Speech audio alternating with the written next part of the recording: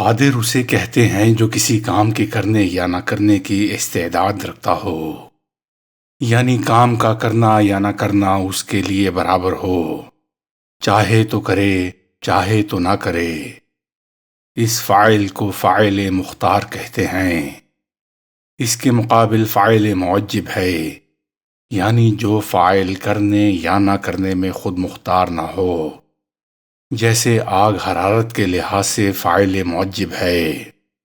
بعض قدیم حکماء اور فلاسفہ خداوند کو فاعل معجب سمجھتے تھے کہ خداوند سے جو کچھ صادر ہوتا ہے وہ بغیر ارادہ و اختیار کے ہے، چونکہ اثر علت معجبہ سے متاخر نہیں ہو سکتا، لہٰذا یہ عالم قدیم ہے۔ لیکن یہ عقیدہ واضح البطلان ہے، جسے علم کلام میں دلیلوں کے ساتھ رد کیا گیا ہے۔ بعض دوسرے فلاسفہ خداوند کو فاعل مختار سمجھتے ہیں، لیکن وہ کہتے ہیں چونکہ اس کی مشیت ازل سے اس کائنات کی خلقت کے بارے میں تھی، لہٰذا یہ عالم زمانے کے لحاظ سے قدیم ہے، یعنی صرف رتبے کے لحاظ سے واجب الوجود سے متاخر ہے۔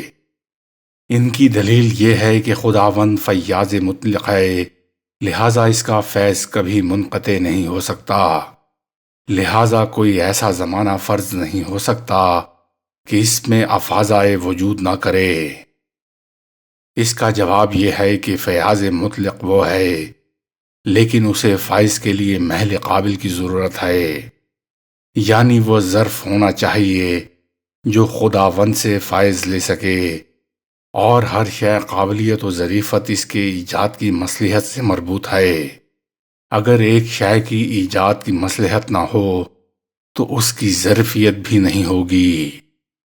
اس کی قدرت عام ہے، تمام مقدورات کے متعلق ہوتی ہے، وہ ہر شے کی ایجاد پر قادر ہے، اور عجز و ناتوانی سے اس کی ذات منزہ ہے، چونکہ اس کی قدرت کا منشا اس کی ذات ہے، اور تمام ممکنات کی نسبت اس کی ذات سے برابر ہے۔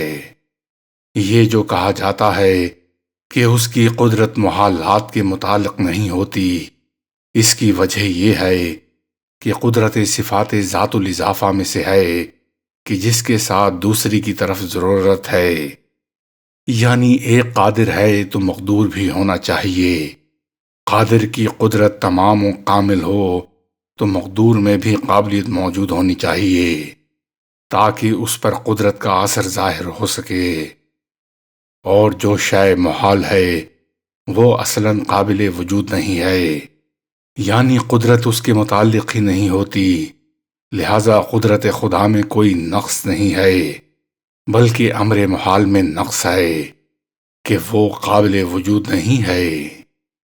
اس نظریہ عموم قدرت کے مقابل 5 نظریات ہیں جو کہ جوابات کے ساتھ علم کلام کی کتابوں میں مذکور ہیں۔ ان میں سے ایک نظریہ نظام کا ہے کہ خداوند فعل قبیح پر قادر نہیں ہے، کیونکہ وہ عادل ہے، لہذا فعل قبیح اس سے صادر نہیں ہو سکتا۔ اس کا جواب یہ ہے کہ عادل فعل قبیح نہیں کرتا، نہ کہ کر نہیں سکتا۔ نہ کرنے اور نہ سکنے میں فرق واضح ہے۔ انسان کے اختیاری افعال میں ارادے کا مطلب وہ علم ہے جو کسی کام کے فائدے کے بارے میں ہو، اور شوق موقت سے حاصل ہوتا ہے۔ بندے میں اس ارادے کے مقدمات درج ذیل ہیں: فائدے کا تصور، فائدے کی تصدیق و اذعان، پھر شوق موقت و عزم و جزم حاصل ہے کہ جس کے بعد انسان کے اعضاء میں اس فعل کے انجام کی حرکت پیدا ہوتی ہے اور فعل اس سے صادر ہوتا ہے۔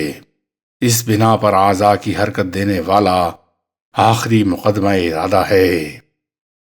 لیکن خداوند میں ارادے کا مطلب علم باصلاح ہے، اور جو مقدمات ارادے کے لیے انسان میں بیان ہوئے خداوند کے بارے میں یہ محال ہیں، چونکہ یہ مقدمات عوارض اور حالات ہیں جو فاعل پر طاری ہوتے ہیں، جبکہ خداوند محل حوادث نہیں ہے۔ ارادہ کے معنی اور اس کی صفت ذات یا صفت فعل میں ہونے میں حکماء اور متکلمین کے درمیان اختلاف ہے۔ متکلمین نے اسے صفت فعل میں شمار کیا ہے تاکہ صفت ذات ماننے سے عالم کا قدیم ہونا لازم نہ آئے، لیکن فلاسفہ نے اس ارادے کو صفت ذات شمار کیا ہے، اور حق یہ ہے کہ ارادہ صفت ذات ہے اور اس سے عالم کا قدیم ہونا لازم نہیں آتا، اس لیے کہ اگر ارادہ علم مطلق ہوتا یعنی خود فعل کے بارے میں علم تو یہ لازمہ ممکن تھا، لیکن ارادہ علم مطلق نہیں ہے بلکہ علم باصلاح فعل ہے، جس کا مطلب یہ ہے کہ خداوند ازل سے یہ بات جانتا ہے کہ فلاں کام فلاں وقت مصلحت رکھتا ہے، یہی علم باعث بنتا ہے کہ وہ شے اس خاص وقت میں خداوند ایجاد کرے، لہذا مراد ارادے سے جدا نہیں ہوگی اور عالم کا قدیم ہونا بھی لازم نہیں آئے گا۔ یہاں مزید وضاحت کے لیے یہ عرض ہے کہ ایجاد بمعنی مصدری یعنی خلق کا کرنا ایک ربط ہے موجد اور موجد کے درمیان، اور یہ امر حادث ہے۔ ایک ایجاد بمعنی اس میں مصدری ہے، یعنی وہ چیز جو ایجاد بمعنی مصدری کے نتیجے میں حاصل ہو، یعنی فعل خداوند اور مخلوقات، یعنی افعال خداوند سے مراد مخلوقات ہیں، اور ایجاد معنی مصدری کو روایت میں مشیت سے تعبیر کیا گیا، جیسا کہ روایات میں ہے کہ میں نے اشیاء کو مشیت کے ساتھ خلق کیا اور مشیت خود بخود موجود ہوئی ہے، کیونکہ جب مخلوق ایجاد خدا سے موجود ہوتی ہے تو ایجاد خود بخود موجود ہو جاتا ہے۔ ایجاد کو ایک اور ایجاد کے ذریعے موجود کرنے کی ضرورت نہیں ہے۔ ارادے کے بارے میں 6 اور قول ہیں۔ حسن بصری رحمت اللہ علیہ قائل تھے کہ ارادہ خدا میں افعال کے مصالح کے بارے میں خداوند کا علم، لیکن یہ حکمت ہے نہ کہ ارادہ۔ حکمت یعنی ان تمام مصالح و فوائد کا علم جو فعل پر مرتب ہوتے ہیں، جبکہ ارادہ علم باصلاح فعل ہے، یہ کہ فلاں فعل فلاں وقت میں صلاح رکھتا ہے، چونکہ اس وقت یہ فوائد مصالح مرتب ہیں۔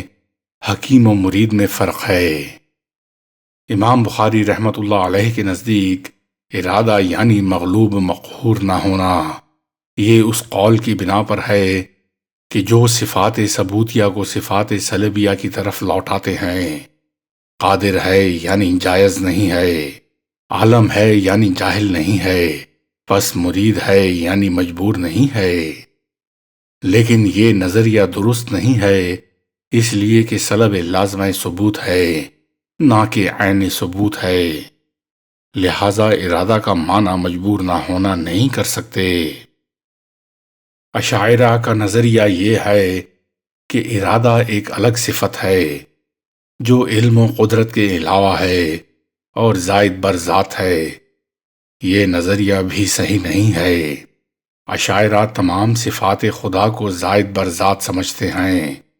صحیح یہ ہے کہ خداوند کی صفات کمالیہ عین ذات ہیں اور سب صرف واجب الوجود سے انتزاع ہوتی ہے۔ مدرک کا کیا مطلب ہے؟ خداوند صفات ثبوتیہ میں ادراک کو بھی ذکر کیا جاتا ہے۔ انسان میں ادراک کے معنی محسوس جزئی امور کو حواس ظاہرہ و باطنیہ کے ذریعے درک کرنا ہے، جبکہ خداوند میں ادراک کے معنی جزیات کے بارے میں علم کے ہیں۔ چونکہ خداوند میں حواس کے ساتھ درک کا تصور محال ہے، لہذا خداوند کو قرآن کریم میں جو سمیع و بصیر مدرک کہا گیا ہے، اس سے مسموعات، مبصرات اور مدرکات یعنی امور جزیہ کا عالم ہے۔ پس ادراک کے معنی بھی علم کی طرف لوٹتے ہیں۔ نہج البلاغہ خطبہ اول میں امیر المومنین حضرت علی رضی اللہ تعالی عنہ نے فرمایا، توحید خداوند کا کمال خداوند کے لیے اخلاص میں ہے، اور اس کے لیے کمال اخلاص اس سے صفات کی نفی میں ہے۔ اس کا کیا مطلب ہے؟ اس سے مراد صفات خداوند اس کی عین ذات ہیں اور بشر کی صفات کی طرح زائد بر ذات نہیں ہیں، یعنی بشر کی صفات میں ذات الگ چیز ہے اور صفت الگ چیز ہے۔ جیسا کہ صفت علم ہے، یہ ہماری ذات کے غیر ہے اور ہماری ذات پر عارض ہوتی ہے، لیکن خداوند کی صفات اس کی طرح نہیں ہیں۔ اس کا علم اس کی عین ذات ہے، یعنی خداوند ایسی ذات ہے کہ تمام کی تمام علم ہے، قدرت ہے، حیات ہے، وغیرہ وغیرہ۔ اور مولا کی مراد نفی صفات سے خداوند سے صفات زائد بر ذات کی نفی ہے۔